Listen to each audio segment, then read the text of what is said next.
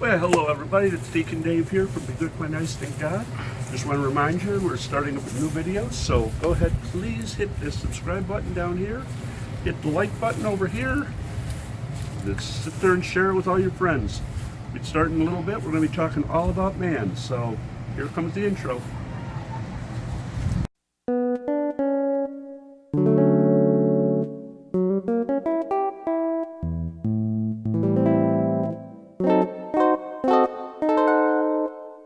Well, welcome back to today's episode.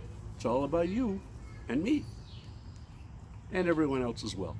Hey, we ask those big questions: where did I come from and where am I going?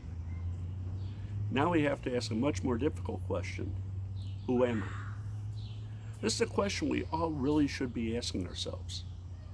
Many of us tend to shy away from asking this because simply we always remember all those things that we did that were just so bad. Those things that just sort of eat away at our conscience. Now, this really is where the Christian gets some great help as we go through life. Big problems is that we don't want to say out loud all of our problems. Why do we want to wear a disguise? We should be perfectly happy being who we are, and we're always reminded by someone on social media somewhere that we shouldn't care what other thinks about you. We should just be ourselves. Now, of course, this is great advice, and usually it comes from someone who says, yeah, it's great that you should take a look at yourself, just so long as I don't have to see myself. So, okay, it's true. No one really likes to admit their faults. That's why there are just so many fights. What do you mean my demeanor is not stellar? Why do you say my kneecaps look funny? I'm being petulant? I'm not being unreasonable with my child. You can all insert your own experience here. Now, I have this video broken down into 3 parts. Man made in the image and likeness of God, male and female he created them, and then man in paradise. So the first one sounds a little strange. Man made in his own image of God. This one sounds so strange, that we're made in the image of God. When we think of image, we tend to think of photo or painting of someone.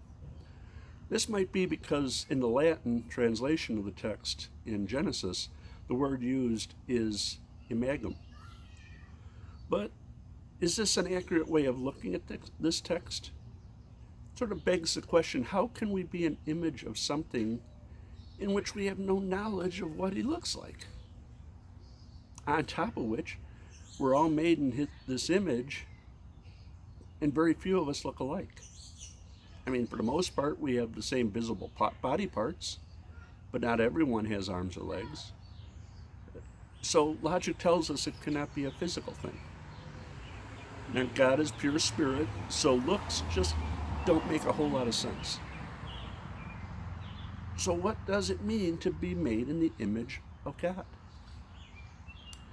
So an artist creates things and they become a part of the creation themselves. The artwork is a reflection maybe of the artist.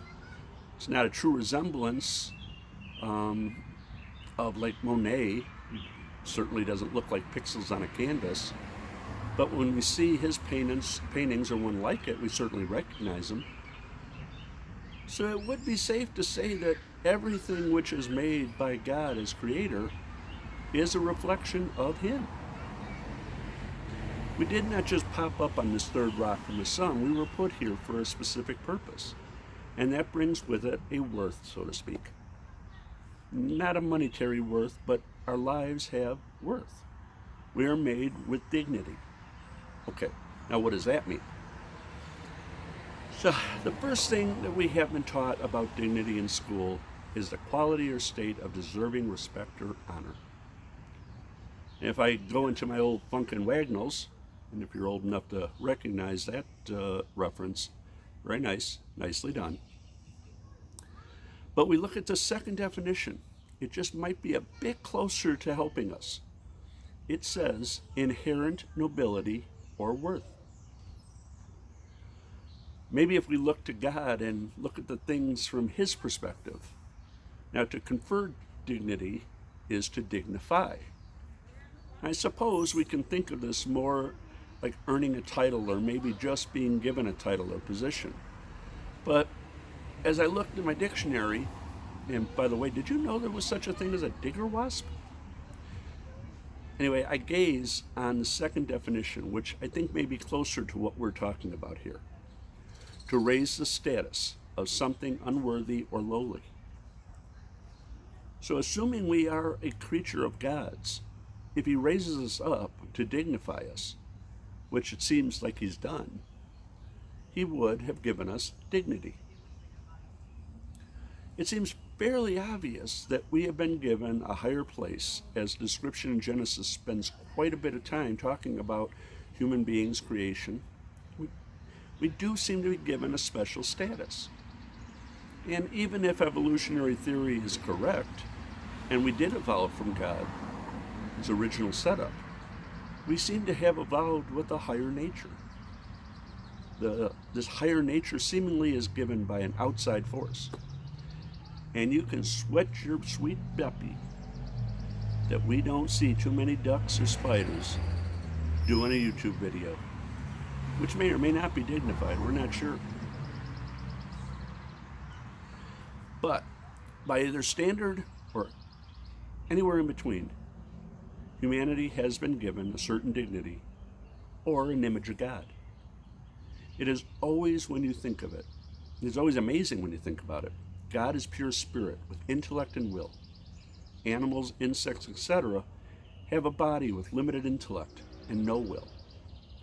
Angels have intellect and a will, but no body. We're the only of God's known creatures that have it all, a body, intellect, and will. We are the high point of creation here on earth. We have to limit it there, though. As we discussed previously, there is much unseen still. We should remember, though, since we have this dignity conferred upon us, it does have its ramifications. Since God elevated us beyond the other creatures and gave us dominion toward stewardship of the earth, we should realize that we are filled with dignity.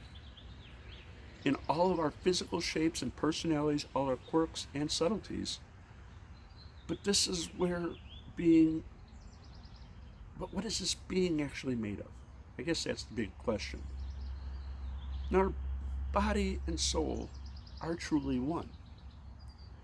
So we are a body and a spirit. Not a body trapped in a spirit, or as many think, a spirit trapped in a body. This kind of thinking really is rooted in our ancient ancestors, the Greeks and Romans.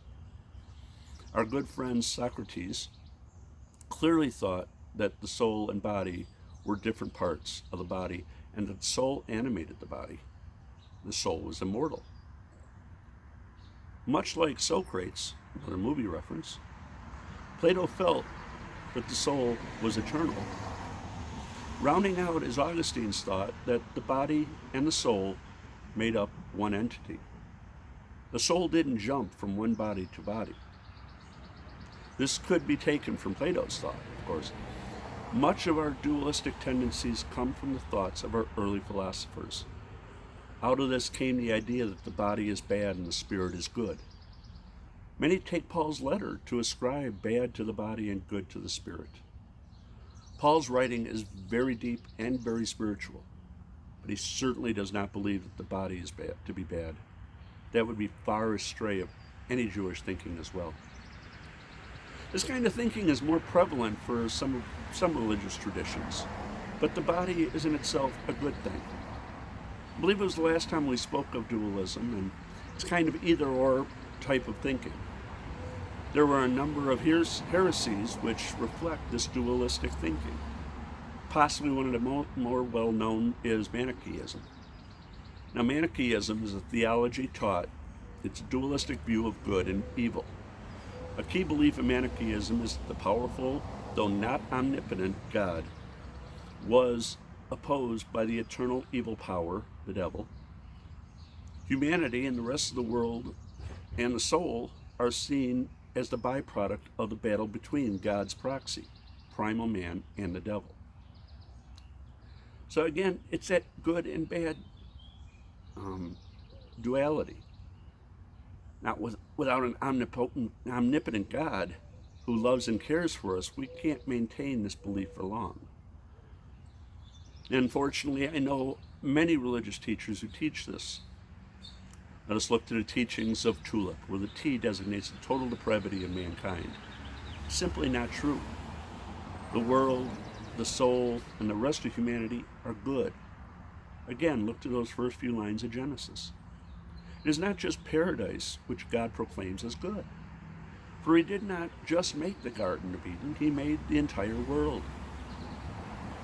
With the number of various translations of Scripture into various languages, all the translations I have seen are pretty consistent on this.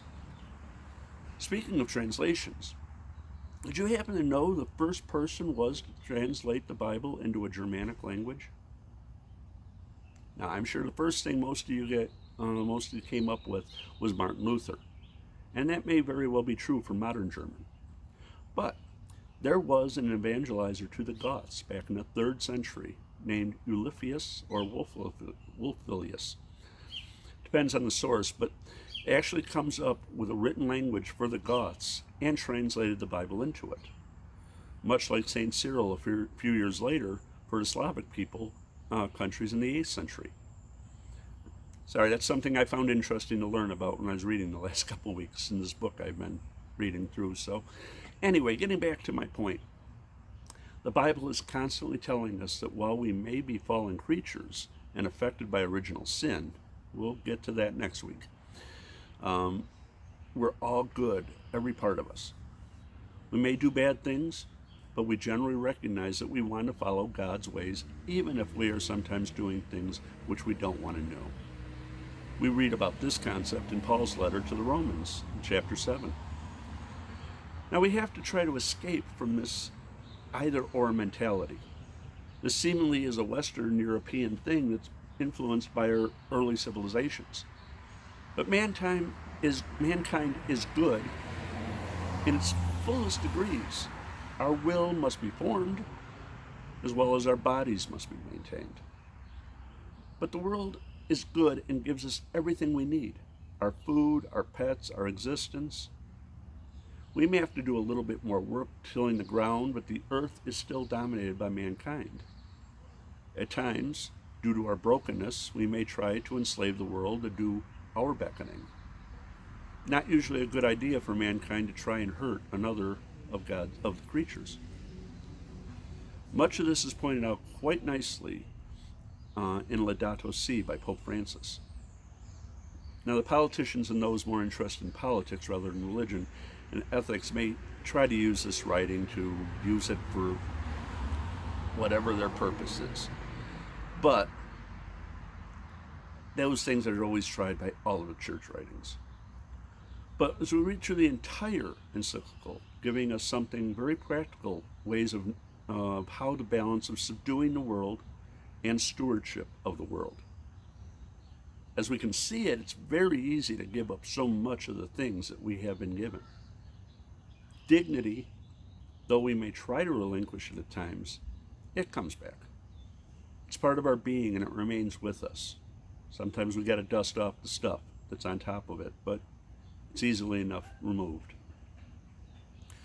Now, the next part of mankind seems pretty obvious, but it's something we may not think about too much.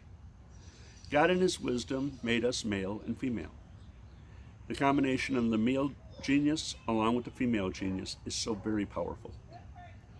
Over the years, we have seen one group or another try to dominate, making the man in power at times or making the female have all the power.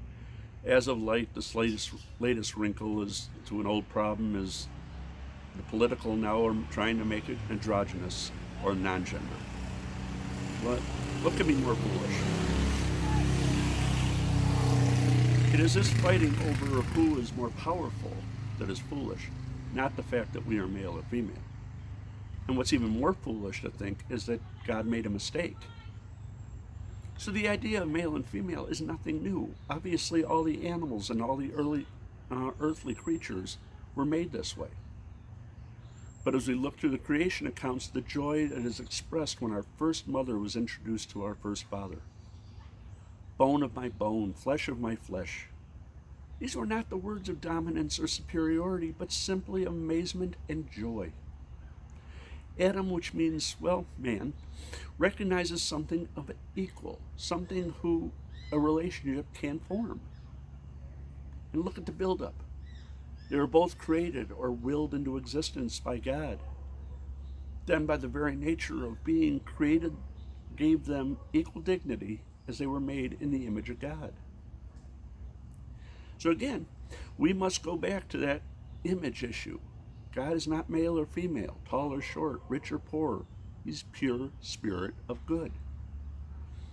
Now, in the first story of creation brings with it our usual thoughts of 7 days. But the second chapter, there's a story of creation where man seems to be first and all the other animals came after. So which is it? Again, we have to lose that dualistic vision. The second creation story obviously is written by a different group, but maintains the creative power of God. But it is not concerned about even trying to tell the story of the cosmology, but tell of the nature of man.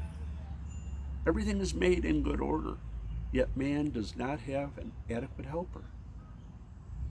As it says in Genesis 2, it is not good for man to be alone. I shall make a helper suited to him. God then formed all the animals of the ground, and none were found suitable. But man was able to name the animals. Note here, only those of you with authority can you actually name. But as the story goes, this is repeated a number of times throughout the saga, mankind is put to sleep, and a rib extracted, and from this woman was made. Note a very important difference. All the animals were just made using the clay of the ground. Woman was made from the clay, part of man. Woman could not be looked down upon, being made like the animals. But she was indeed bone of my bone, flesh of my flesh. They left their mothers and fathers, and two became one. And that is how marriage goes to this day. So there is an equality, but yet there's a difference. Both man and women have that same dignity. Obviously, there's body differences. Obviously, there's other differences. But between the two of them, they continue to make man. They leave their mothers and fathers, and the two become one. And usually that's through the kids, through the people that they care about, through the people that they take care of. That's the one that comes from the two. So, next time, we're going to look at Man in Paradise. I thought we'd get to that today, but could just end up making a 20-minute video. So, anyway, we'll deal with Man in Paradise next time, along with the fall, and look at how all that is affecting us, and go right into some of the main points of that next week. So, we will see you then. I hope everything goes well. Be good. Play nice. Thank God.